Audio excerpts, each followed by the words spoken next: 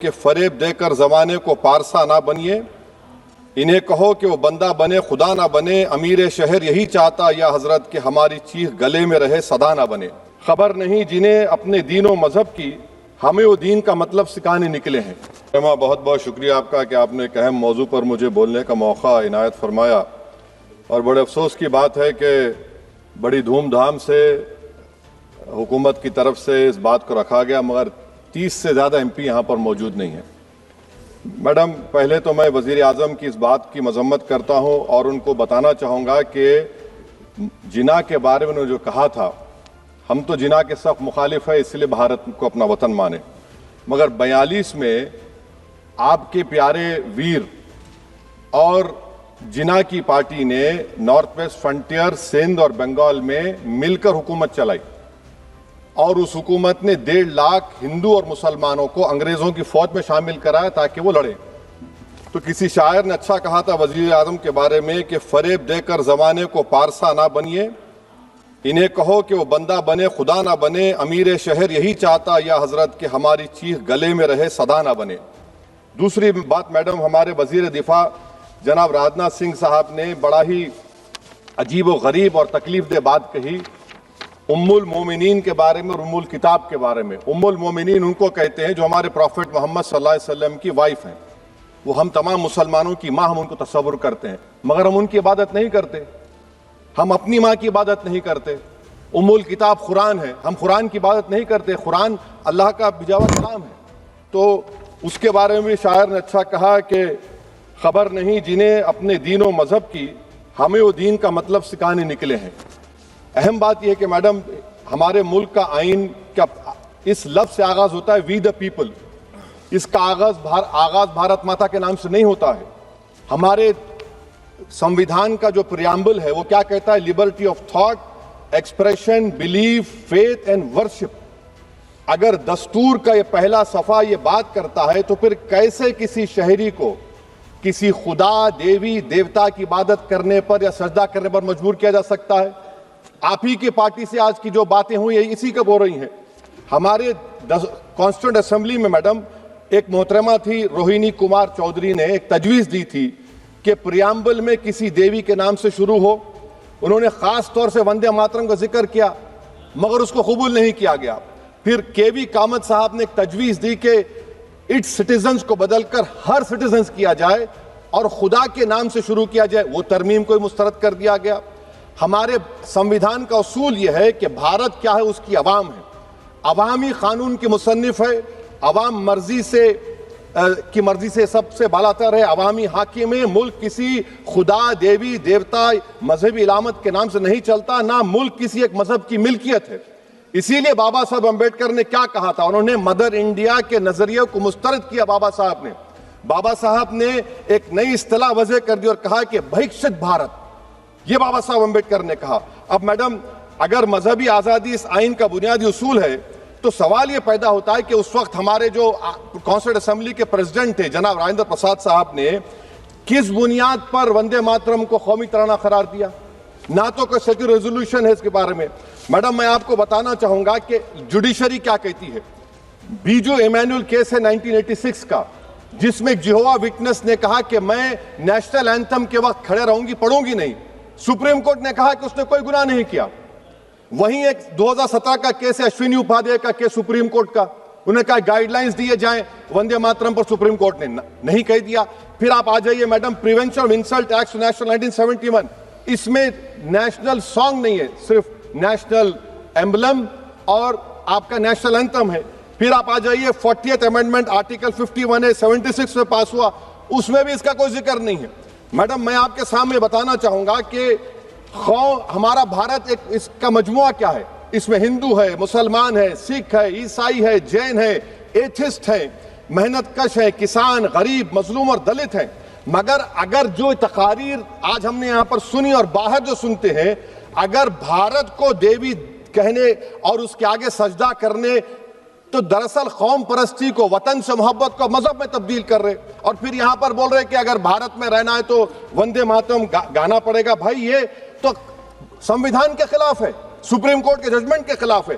अगर वंदे मातरम मैडम कौमियत का मियार है तो फिर सवाल यह है कि हजरत मोहानी की कौमियत क्या थी जिसने इनकलाब जिंदाबाद का नारा दिया?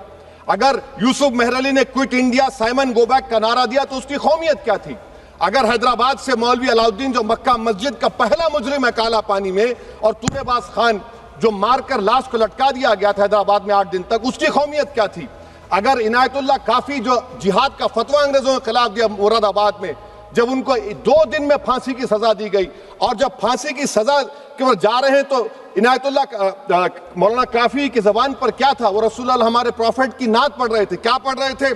कोई गुल बाकी रहेगा ना चमन रह जाएगा, पर रसूलुल्लाह का दीन हसन रह जाएगा। तो उनकी कौमियत क्या थी? माल्टा की जेल में महमूदुल हसन, हुसैन अहमद मदनी 6 महीने माल्टा की जेल की ग्राउंड में पड़े रहे, उनकी कौमियत क्या थी? अल्लामा फजले खैराबादी का वो सेल काला पानी का पुकार पुकार कर इनसे पूछ रहा है, जो वहीं पर मर गए, खबर वहां पर है, बताओ मेरी कौमियत क्या थी? मैडम, मैं एक मुसलमान हूं, मैं इस्लाम को मानने वाला बावकार इंसान हूं, और मेरे मजहब की बुनियादी तालीम तौहीद है, ला इलाहा इल्लल्लाह, नहीं है कोई खुदा सिवा अल्लाह के। और कुरान में अल्लाह क्या बोल रहा? इय्याका नाबुदु इय्याका नस्तईन, तुम मेरी इबादत करो, मुझे मानो। मुझे कहां से मिल रहा? आर्टिकल 25 से मिल रहा है। मुझे कहां से मिल रहा है? Liberty of thought, expression, belief, faith and worship से मिल रहा है। तो इसको जोड़ना ये बहुत ही खतरनाक होगा। और हमारे प्रॉफिट मोहम्मद सल्लल्लाहु अलैहि वसल्लम जब मदीने को गए तो उन्होंने उस वतन के लिए दुआ की, कहा कि अल्लाह मदीने की मोहब्बत हमारे दिलों में और इजाफा कर दे, मक्के से ज्यादा कर दे। तो ये इस्लाम, मुसलमान होना, हमारे ईमान में मुल्क की मोहब्बत बीच में नहीं आती, और मुल्क से मोहब्बत है और रहेगी हमेशा, क्योंकि ये अजीम कुर्बानियां यहां पर शामिल है जिन्होंने जंग आजादी में हिस्सा नहीं लिया। आज अगर वो वतन की मोहब्बत का दर्ज देंगे तो बड़ा गलत होगा। मैडम, मैं आपके सामने एक चीज पढ़ूंगा। 1937 रविंद्रनाथ टैगोर ने लेटर लिखा सुभाष चंद्र बोस को, मैं सिर्फ किसी ने नहीं पढ़ा ये। क्या कहा टैगोर साहब ने? But parliament is a place of union for all religious groups and there the song cannot be appropriate. When Bengali Muslims show sign of stubborn fanatism, we regard it intolerable. When we too copy them and make unreasonable demands, it will be self-defeating. ये मैं इसको ले करूंगा madam, आप देख लीजिए। फिर दूसरी तरफ मैडम आप आ जाइए, मैं यहाँ पर बैठकर, हाँ, जितने तकारीर यहाँ पर हुए सब जनगण मन पर तनकीद किए। तो मैडम मुझे ये कहना पड़ेगा कि जनगण मन पर आप लोग इतनी तकलीफ क्यों उठा रहे हैं? आखिर इतनी तकलीफ क्यों है? तो मैं जब जाकर देखा तो मुझे 28 दिसंबर का ऑर्गेनाइजर मैगजीन का आर्टिकल मिला, जिसमें ऑर्गेनाइजर लिखता है कि what is the moral sanction behind government choice of Janagana Mana, except that it can be made an item of entertainment at the sumptuous parties thrown by government officials. आप बताइए, इसका बोलेंगे आप? और फिर उसके कैंड कैसा करते हैं?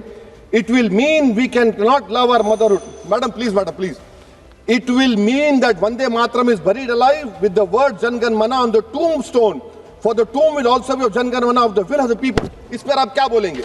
मैडम, मैं आपको ये बताना चाह रहा हूं कि वतन की मोहब्बत हमारे लिए बहुत अहम है, मगर ये बताइए हमको कि अभी मैडम यहाँ पर आनंद मठ के बारे में बहुत कुछ कहा गया। मैं सिर्फ 2 मिसालें आपको देता हूं। आनंद मठ के पेज नंबर 70 और 80 को पढ़ लीजिए। इसके बाद सनातन जहां मुसलमानों के घर पाते थे, इन्हें आग लगा देते थे। आप पेज नंबर 98 पढ़िए। हमें सिर्फ इन मुसलमानों को जड़ से खत्म करना है क्योंकि खुदा के दुश्मन बन चुके हैं। फिर आप पेज नंबर 115-16 दीजिए। फिर मुख्तलिफ इलाकों में मुसलमानों को सदा देने के लिए भेजे जाते, जहां मुसलमान आबादी नजर आती जला दिया जाता। फिर आप देख लीजिए मैडम, सफे नंबर 120 पेज 120, बनकिम लिखते हैं कि सनातियों को मालूम नहीं था कि अंग्रेज हिंदुस्तान को निजात दिलाने वाले हैं। ये आप क्यों कर रहे हैं? अब आप मैडम, मैं आपको पेपर्स दे कर दूंगा। मैडम, भारत में हमारी आजादी इसलिए आई और बरकरार रही कि हमने मुल्क और मजहब को एक चीज नहीं बनाया। हमने ऐलान किया कि हमारी मुल्क मुख्तलिफ तबकात मज़ाहिब पर मुश्तमिल है। हमारे मुश्तरका तकदीर हमारी कौमियत का सरचश्मा है। यह खास जबान, सकाफत, मजहब नहीं है।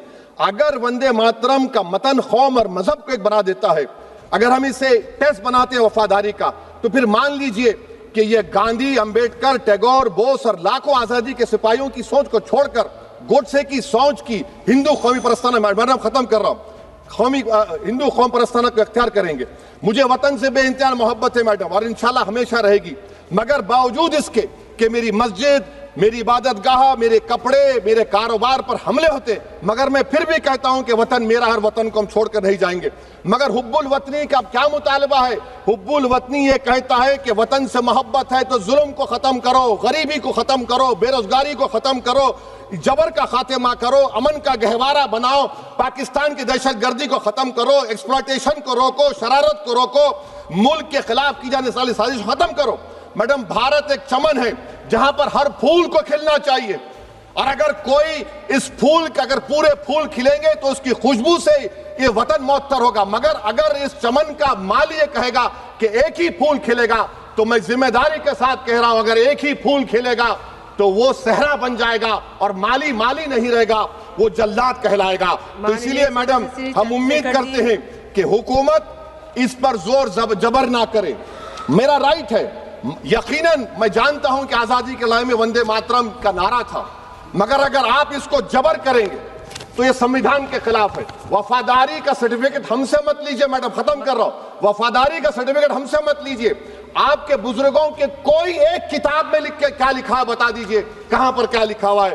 तो मैं मैडम, मैं इस शेर पर अपनी बात को खत्म कर रहा हूं मैडम, मैं इस शेर पर अपनी बात को खत्म कर रहा हूं मैडम, मैं अपनी बात को खत्म कर देता हूं मैडम, क्योंकि आप बहुत जल्दी में हैं। कि भारत जिंदाबाद, हिंदू मुसलमान जिंदाबाद, दलित जिंदाबाद, ईसाई जिंदाबाद, आदिवासी जिंदाबाद, जो किसी खुदा को नहीं मानते वो भी जिंदाबाद, और मैडम सब पिछड़ा सब आ गया इसमें। तो हम उम्मीद करते कि इस रूह को आप समझेंगे अगर आप सिर्फ अपनी आइडियोलॉजी को लेकर चलेंगे। और आखिर में मैडम, जनाब बंकिम चंद्रा साहब के बारे में मैं आपके सामने डॉक्यूमेंट लेकर रहा हूं कि उन्होंने बीए का एग्जाम पास नहीं किया था, 7 मार्क्स से फेल हो गए थे, ये भी रख रहा हूं। तो आप जिसका लिटरेरी जायंट बता रहे, ये नहीं है। बहुत बहुत शुक्रिया मैडम।